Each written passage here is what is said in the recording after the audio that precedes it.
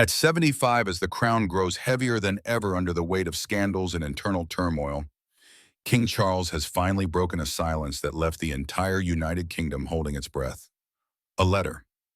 Not just any letter, this one threatens to shake the very foundations of the monarchy.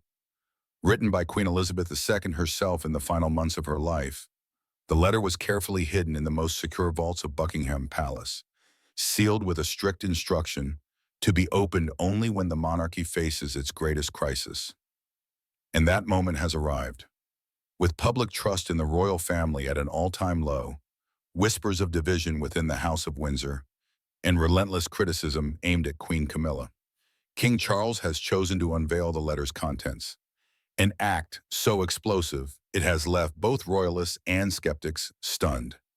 In her final words, Queen Elizabeth didn't just speak of succession.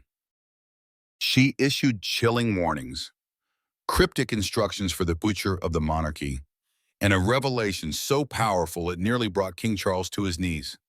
Could it be that she foresaw this unraveling? Did she predict the generational rift and the quiet rebellion growing within her own bloodline? Today's video takes you deep behind palace walls, into the heart of the mystery. This is more than just a letter. It is the Queen's final reckoning, a message meant not only for her son, but for the entire world. Now, the time has come to face the truths the palace spent years trying to bury. Beneath the gray skies that blanketed the United Kingdom that day, Big Ben mysteriously paused for a fleeting moment of eerie silence. No one spoke. No one moved. Then the news was confirmed. Queen Elizabeth II, the last living symbol of an era, had passed away. For over 70 years, she had been the red thread holding Britain together through war, crisis, and sweeping change. But the moment she took her final breath at Balmoral was more than the death of a monarch. It was the shattering of a legacy that had endured for generations. As the announcement echoed through the nation, the iron gates of Buckingham Palace slowly closed. The Union Jack was lowered to half-mast, and a wave of sorrow swept through the country. Yet within the royal walls, the real tremors began to unfold. Behind closed doors, red eyes, whispered regrets, and above all the conflicted face of King Charles, now the new sovereign told a story no royal decree could mask. Charles bowed deeply at his mother's bedside. Some say he whispered softly, "I'm sorry, Mom." Mother words that brought tears to the eyes of even the most stoic royal aides. Perhaps he knew that from this moment forward, every judgment he had once escaped as Prince of Wales would now be magnified 100-fold. No longer the eternal heir, he was now the king in a world aching for unity, yet teetering on the edge of disillusionment. Camilla, now queen consort, wore a mask of composure. But behind that facade raged an inner battle. She knew this was a pivotal moment. The Queen's passing had stripped away the final buffer shielding her from public scrutiny. Elizabeth II had never publicly condemned Camilla, but neither had she embraced her. And now, without the matriarch's presence, the old wounds of the past threatened to reopen under a modern spotlight.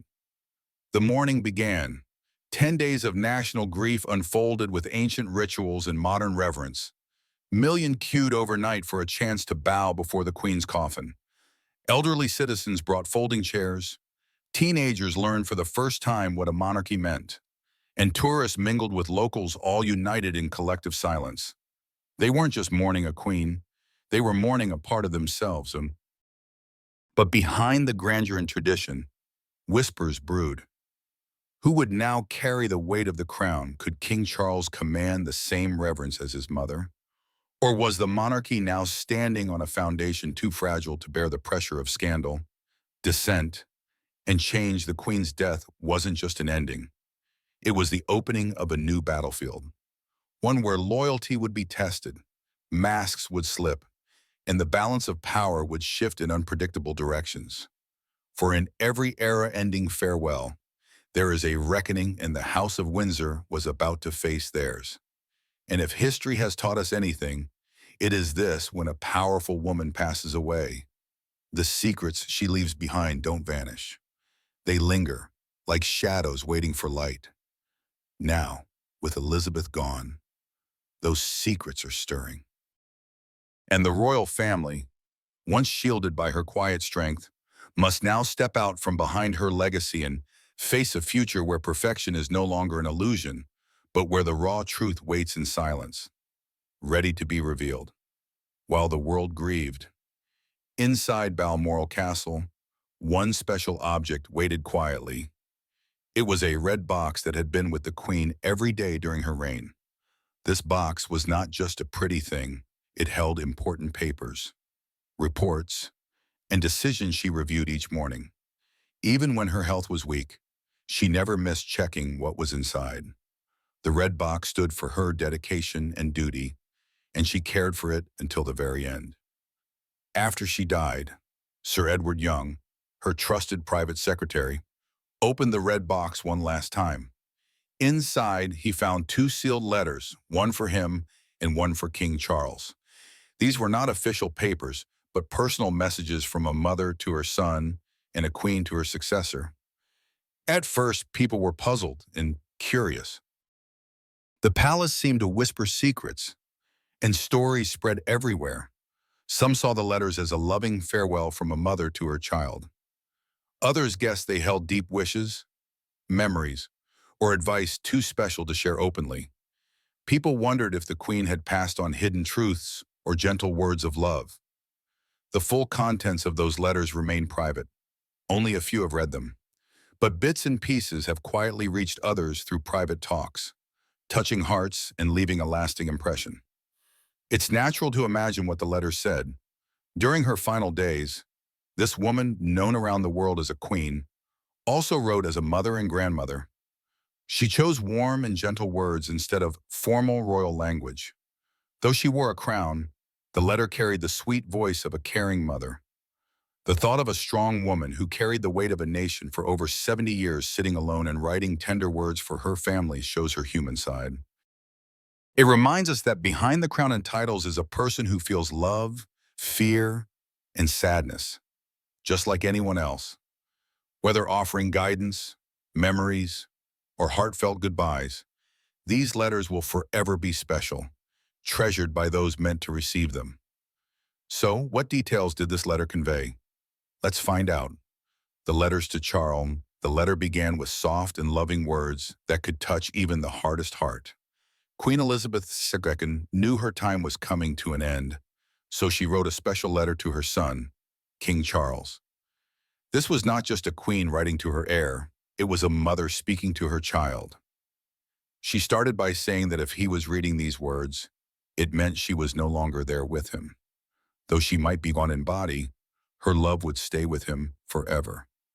She shared how proud she was not of his role as king, but of the person he had become. She remembered the tough times he faced, heartbreaks, and endless public attention. She spoke gently about the pain he carried after losing Diana and the years he spent living under the watchful eyes of the world. Through everything, she saw his strength and never doubted he was ready for what lay ahead. Then came a serious warning. She told him that the weight of the crown would be heavier for him than it had been for her, not because of titles or politics, but because the world would watch him more closely than ever. This simple sentence held deep meaning. It wasn't about the crown's shine or old traditions. It was about the pressure, the endless eyes watching every step, word, and mistake in a world where news spreads instantly. And after all the wars, joys, and troubles she had seen, the Queen still worried for her son. It was surprising to hear such heartfelt emotion from someone so powerful. This wasn't a formal message for history books. It was a loving goodbye from a mother. She wanted Charles to know she believed in him and that her love would be with him even if she wasn't by his side anymore. Those words, kept safe in the red box, carried a mother's heart forever. Being royal today means much more than wearing a crown or following old customs. It means living under a bright, sometimes harsh spotlight, where every word and look is watched. The Queen had seen this change during her long reign. She watched the royal family become closer to the people, more open and real. In her letter, she gently reminded Charles of this important truth. She told him that the crown was about history, but the person wearing it must focus on the present. She encouraged him to trust his own feelings and find his own voice instead of copying others. This was more than advice, it was a blessing. She was not just passing on a kingdom, she was giving her son the freedom to be himself, to lead with kindness, honesty, and care. The letter grew even more personal. She wrote about family, the joy of grandchildren, and feelings about Camilla. She shared moments that made her happy and some she wished could be different. She honestly admitted she hadn't always been the perfect mother. Duty sometimes took the place of affection. Still, she promised her love, watchful care, and prayers, even when he didn't realize it. Charles read the letter as if it was just for him. Each word held love, sadness, hope, and warmth. It wasn't a formal speech or royal order. It was a mother's heartfelt message. It was the last time the one person who had been with him since birth spoke to him directly. In just a few pages, Queen Elizabeth showed that beneath the crowns, ceremonies, and jewels, kings and queens are human. They feel joy and pain, hold memories, and face struggles like everyone else. They are not just symbols, they are people.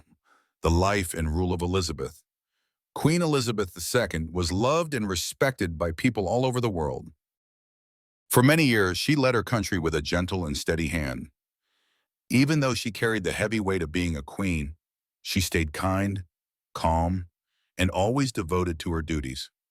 People did not just see her as a queen, they saw her as a symbol of grace, strength, and beauty. During her long reign, Elizabeth rarely gave interviews. She chose to keep her personal thoughts, especially about politics, private. It is a tradition for the monarch to stay neutral and not share opinions about government matters. Once, a journalist named Paul Rutledge asked her about a minor strike in the 1980s. The question was bold and broke the usual rules about talking to the Queen. Later, Rutledge said he did not know how strict the rules were to protect her privacy. Though she rarely spoke about politics openly, sometimes small clues about her feelings slipped out. After the 2014 Scottish referendum, where Scotland chose to stay part of the United Kingdom, Prime Minister David Cameron said the Queen was happy with the decision.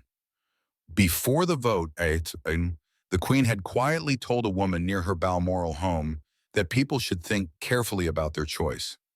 The Prime Minister had asked her to share a gentle message of caution, and she did so in her usual soft way. Queen Elizabeth's love for her country and her faith was very strong. She cared deeply about the promises she made at her coronation as head of the Church of England. She attended services and also worshipped with the Church of Scotland when she was at Balmoral. She wanted to bring people of different religions together and spoke with leaders from many faiths, including 5 popes. Her Christian faith was a big part of who she was. In her Christmas messages to the Commonwealth, she often shared how her faith helped her stay strong during hard times and guided her actions. When Elizabeth became queen in the 1950s, many saw her as a young, magical princess becoming a queen. People hoped for a new and brighter future after the dark days of World War II, calling it a modern Elizabethan era. But not everyone was happy. Some thought the monarchy was old-fashioned. In 1957, one critic said her speeches sounded like a young girl's. But most people loved her steady leadership and believed in her. In the late 1960s, the royal family wanted to seem more modern. They made a TV documentary called Royal Family that showed their private lives. The public also saw Prince Charles's investiture as Prince of Wales on TV for the first time. In the 1970s, Queen Elizabeth started royal walkabouts, where she met ordinary people, shook their hands, and talked to them. This helped her seem more friendly and close to her people. The Queen was also famous for her bright clothes. She often wore colorful jackets and hats to stand out in a crowd. By the time her reign ended, almost 1 in 3 Britons had seen her in person or in public. In 1907, the country celebrated her 25 years on the throne with big parties and happy crowds. But the 1980s brought tougher times. People started watching her family more closely, and some of her children faced problems that made headlines. The 1990s were especially hard. Many questioned the monarchy's cost and role. The Queen surprised everyone by choosing to pay income tax, just like everyone else. Buckingham Palace opened its doors to visitors for the first time, showing off its beautiful rooms and treasures. Some talked about making Britain a republic, but most people still loved the Queen personally, even if they had doubts about the monarchy. In 1990s, the Queen faced her darkest moment after Princess Diana's sudden death. Some criticized the royal family for being quiet at first, but when Elizabeth spoke honestly on live TV, many people felt comforted. Her calm words helped heal a grieving nation, and her popularity grew stronger. Even after scandals hit other family members like her son Andrew or Prince Harry and Meghan, stepping back from royal duties, people's love for the Queen stayed strong. In 2022, during her Platinum Jubilee, crowds gathered once more to celebrate her 70 years as monarch, showing the deep respect and affection people had for her. Queen Elizabeth helped over 600 charities in her life and raised more than $1.4 billion for good causes. Though she was a queen, she loved simple things. She adored her Pembroke Welsh corgis from a young age and enjoyed quiet times at home with family. Sometimes she even helped cook or clean away from the public eye. Her long time as queen taught the world many lessons about kindness, strength, and patience. She showed calmness through both happy and hard times, giving people comfort when they needed it most. Behind the crown was a person of deep faith, love, and a strong sense of duty. The Queen's rule is evidence that she was praiseworthy. But what effect did her letter have on both the public and Charles? Let's dive into it. A letter that touched every heart. Queen Elizabeth's letter is unlike anything ever shared before by a British monarch. It is a rare and heartfelt message that feels very warm and honest. People who know a lot about the royal family believe this letter will be remembered for many years, not because it reveals secrets or shocking news, but because it carries true feelings and genuine kindness. The words in the letter are simple, yet they hold a powerful meaning that touches the heart. What makes this letter special is its honesty. The Queen shared emotions that people had never heard from her before. She spoke about the weight of the crown, how it is not just a heavy crown to wear on the head, but also a deep feeling in the heart. She talked about the difficulty of watching the world's events unfold but not being able to share her thoughts openly. These honest words have touched many people and are being remembered and shared with love. They add a new and personal chapter to the story of her life beyond the royal image that everyone sees. The bright dresses, sparkling jewels, and graceful smile, this letter showed that there was a real person inside, full of deep feelings and private thoughts. Along with carrying out her duties with grace, she also faced personal worries and quiet sadness. The letter captured all these hidden feelings in just a few pages, giving the public a glimpse of a different, more personal side of Elizabeth. Though the letter was short, it was full of love, kindness, and wise advice. It reminded everyone that even those who seem strong and steady have moments when they reflect quietly. This gentle message is why the letter has had such a strong and lasting effect on people. The Queen's words showed her warmth and care in a way no one expected. It was a small but precious gift to those who resonated, a soft voice reaching out from behind the royal curtains. It made people see her not just as a queen, but as someone who feels deeply, who understands struggles, and who quietly carries her responsibilities with great strength. A son's guiding light. The letter left behind by King Charles's mother is far more than just a keepsake for him. It is a special source of comfort and wisdom that helps him through the hardest times. Though the letter itself is safely kept somewhere quiet and private, its true power lives inside his heart. King Charles carries it with him not in his pocket, but in his thoughts, and it shapes the way he faces his duties and decisions as king. Losing a mother is always deeply painful, leaving a space in the heart that can never be filled. But for King Charles, the loss of Queen Elizabeth II, who was queen for over 70 years, brings even more sadness and weight. This loss is not just about missing a loved one, it is about carrying a history. a duty, and a lasting legacy. Charles now holds all these feelings and hopes on his shoulders. He waited longer than any other in British history to become king. For many years, his mother's strong and steady presence stood in the spotlight. People wondered if anyone could ever match her. Could Charles lead a country that had grown so used to his mother's calm and confident guidance? These questions stayed with him for a long time, creating a quiet worry inside. Maybe the answer came in that one simple letter from his mother. It wasn't a list of orders or a demand to follow her exactly. Instead, it offered something much deeper: kindness, understanding, and hope. She told him it was not only okay but important to be himself, to lead with honesty and heart, just as she had always valued. Wearing a crown is heavy work, but a mother's blessing can make that weight feel lighter. When that blessing comes from a woman known around the world for her strength, wisdom, and grace, it becomes even more powerful.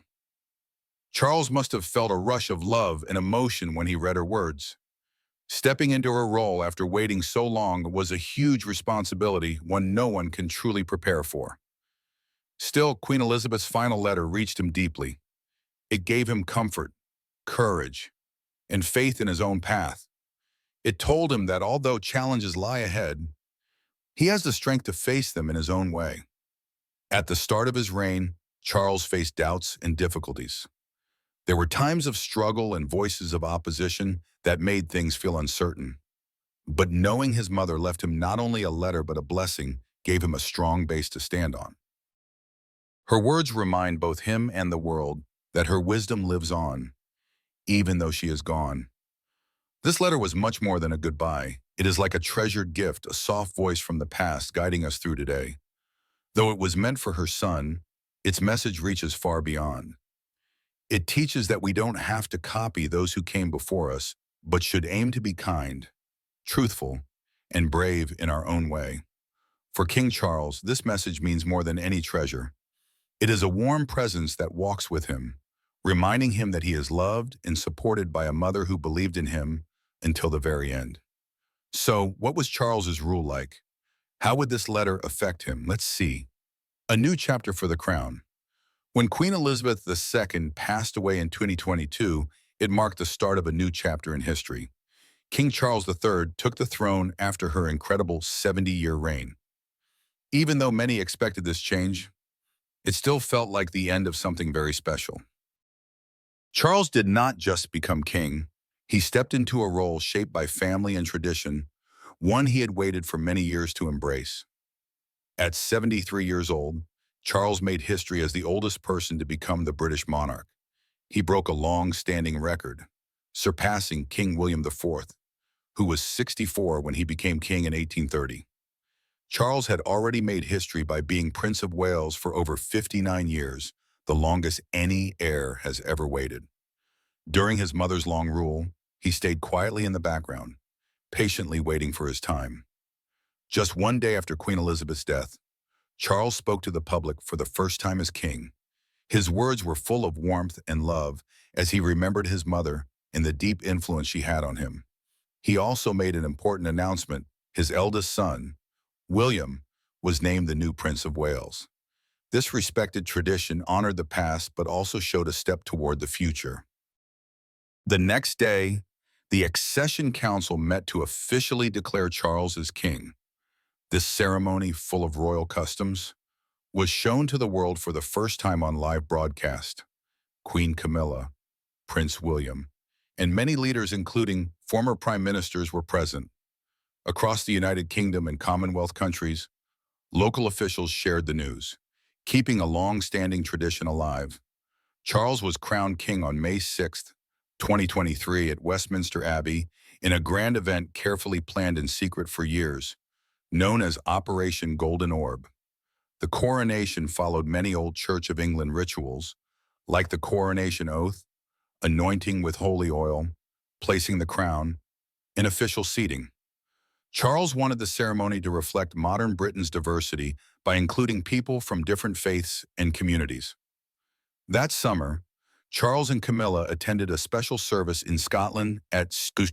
Giles's Cathedral. There, the honors of Scotland, ancient royal symbols were displayed. It was a moving moment for a king eager to connect with all parts of his kingdom. Early in his reign, Charles showed he cared deeply about people's well-being. In July 2023, he made a big decision about money from Britain's growing offshore wind farms. Instead of using this money for the royal family, he said it should help the wider community. Soon after, the royal family's income from the Crown estate was lowered to 12% of its net profits, a choice many welcomed. State visits became an important part of Charles's early rule. His first official visit was in November 2022, when South African President Cyril Ramaphosa came to see Charles and Camilla. In March 2023, Charles made history as the first British king to speak before Germany's Bundestag. Later that year, in France, he addressed the French Senate, continuing diplomatic ties his mother had built.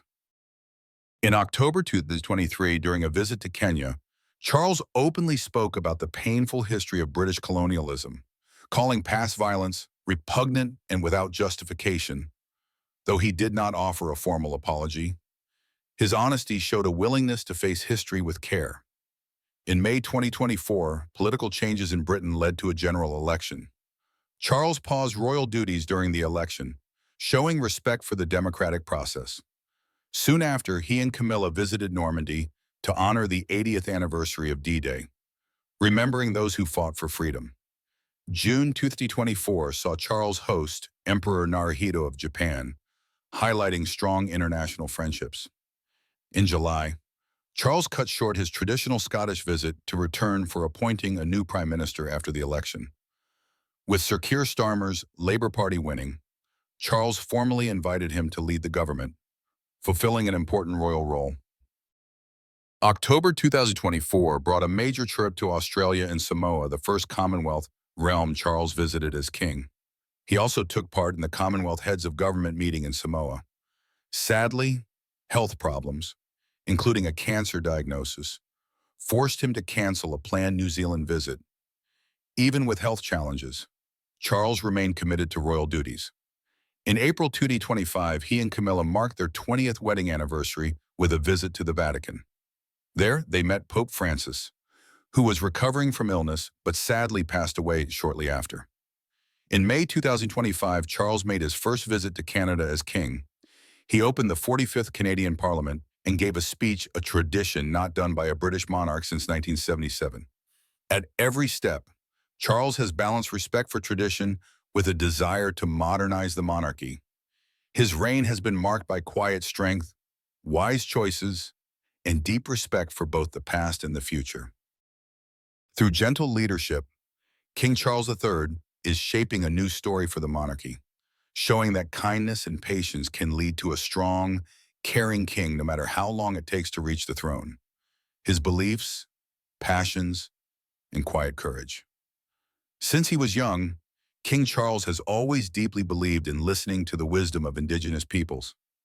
He felt their teachings about caring for the earth, loving their communities, and bringing people together hold special lessons for everyone. Charles believed these old, timeless ideas could help the modern world find balance with nature and with each other. He often spoke about how much we can learn from indigenous cultures, especially about protecting the environment and solving conflicts peacefully. Charles also believed strongly that it was important to recognize past mistakes and work to make things right. This belief shaped much of his work in public life. His support for indigenous voices fit naturally with his lifelong passion for protecting the planet. For many years, he spoke out about the dangers of climate change and how we must care for our home, the earth. He dreamed of a future where people heal not just their environment, but also the hurts caused by history. In Canada, Charles showed his support for charities that work to build trust between Indigenous and non-Indigenous people. At the 2022 Commonwealth Heads of Government meeting, where he spoke for his mother, Queen Elizabeth II, Charles praised Canada's work toward reconciliation. He encouraged other countries to learn from Canada's example in facing the painful legacy of slavery in the British Empire. His words were honest and full of sympathy, showing his regret for the suffering caused long ago. Charles has never been afraid to speak his mind, even when it made some people uncomfortable. In the mid-2000s, letters he wrote to government leaders called the Black Spider Memos because of his beautiful handwriting became famous. These letters shared Charles's personal worries about different government policies. When a newspaper asked to see them, a big legal fight followed. In 2015, the highest court said the letters must be made public. But instead of causing a scandal, many people found the letters gentle and thoughtful. They showed Charles as a caring and engaged person, not someone overstepping his role. Charles also loves art, design, and architecture. He cares about how buildings and cities look because he believes beauty helps people feel happy and healthy. He prefers classic, old-style buildings over modern glass skyscrapers. In 1984, he caused a stir by criticizing a plan to add to London's National Gallery, saying it didn't fit and was ugly. He wanted buildings to feel warm and welcoming, not cold and harsh. Charles believes communities should help decide how their towns look. He questioned buildings that are just practical, but not inspiring or beautiful. His love for classic design goes beyond Britain. Charles admires the delicate beauty of Islamic art. He helped create a special building and garden at the Oxford Center for Islamic Studies. This project blended Oxford's timeless style with elegant Islamic design. It showed how Charles wanted to bring different cultures together with respect and care. Charles's passion for the environment began when he was young. At 21, he gave his first public speech about nature, leading the Welsh Countryside Committee. Besides caring about the planet, Charles loves gardening. He enjoys tending plants and trees and even talks to them, believing it helps him connect with nature. In 1980, he took charge of the gardens at his home, Highgrove, turning them into a peaceful, green sanctuary. One special garden he created was a healing garden, inspired by ancient symbols. It was shown at the Chelsea Flower Show in 2002, symbolizing his hope for a world where humans and nature live in harmony. Charles also supports alternative medicine, like homeopathy and herbal remedies. In 1982, he spoke about this at a British Medical Association meeting, suggesting that traditional and modern medicine could work together. But not everyone agreed. Some doctors criticized him, saying alternative medicine lacked scientific proof. Through his Prince's Foundation for Integrated Health, Charles promoted combining herbal treatments with regular medicine, stirring both support and disagreement. In 2008, a leading expert in alternative medicine questioned the Foundation's guide on these treatments. That year, the expert wrote a book about alternative medicine, both dedicating it to Charles and criticizing his support of unproven remedies. Despite the criticism, Charles stayed true to his beliefs. He kept encouraging a softer, more natural way of living, a world where people talk with plants, honor old traditions, appreciate beautiful architecture, and listen to indigenous wisdom. With quiet strength, he used his royal role not just to follow customs but to speak up about the things he cared about deeply.